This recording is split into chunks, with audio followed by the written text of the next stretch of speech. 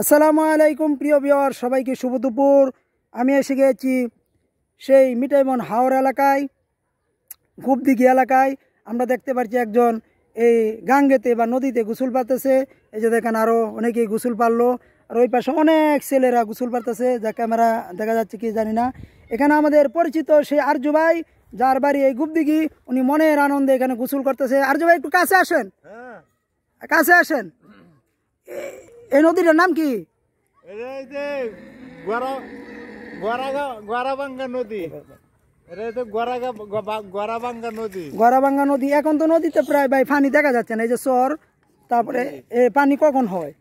আপনার এই যে বর্ষাকালে পানি হইব, এখন এই যে শুকনা থাকে, আর সবসময় এরকম পানি থাকে, আরো কম থাকে। এখন পানি বাড়ছে, আর অনেক পানি হইব বর্ষাকাল হইলে, বুঝছেন? আপনার বাড়ি কি এই জায়গায়? জি, আমার বাড়ি এই জায়গায়, মিঠামইন গুপদিঘি।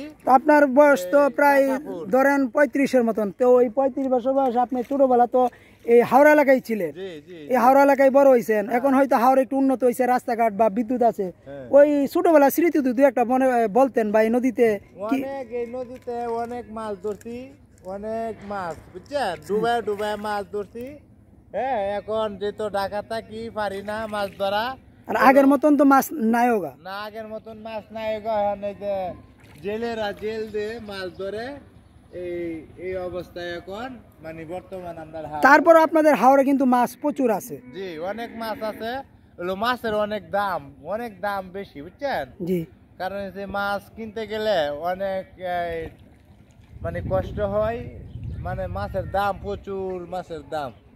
এই যে দেখেন, এই যে ডিশাক দিছে, গাং দায়িত্বে, বুঝছেন? এই যে বাসগুলা গাড়া, এগুলো গাং এখন মানে নদী দায়িত্বে নেয় সরকারের আন্ডারে, পরে সরকারে ওয়া দিতে হয়, ট্যাক্স দিতে হয়, যে এরকম ভাবে মানে চলে বর্তমান। আর্য ভাই, এই যে প্রচন্ড রৌদ্রের ভিতরে প্রায় দুপুরবেলা গোসল পারতেছেন, খোলামেলা একদম প্রাকৃতিক পরিবেশে গাঙ্গের মাঝে। শহরের মানুষ তো এরকম সুযোগ পায় না। না, কারণ শহরে তো আপনার কোয়াল দিয়ে গোসল করি, তৃপ্তি মিটায় করতেন না। গ্রামে আইলে এরকম ভাবে আপনার এই নদীতে যখন আমি নামি, নদীর পাড়েও কিন্তু আপনার বাড়ির পিছনে দেখলাম টিউবওয়েল আছে, কত ঠান্ডা পানি, কত সুন্দর। টিউবওয়েলে আমরা মহিলারা গোসল করে, অথবা পুরুষও করি। অথচ আমরা নদীর মাঝে গোসল করার আরাম বোধ করি, মানে আরাম লাগে। ডুবায় ডুবায় গোসল করা যায়, যে এরকম ভাবে ডুবাই দেহের।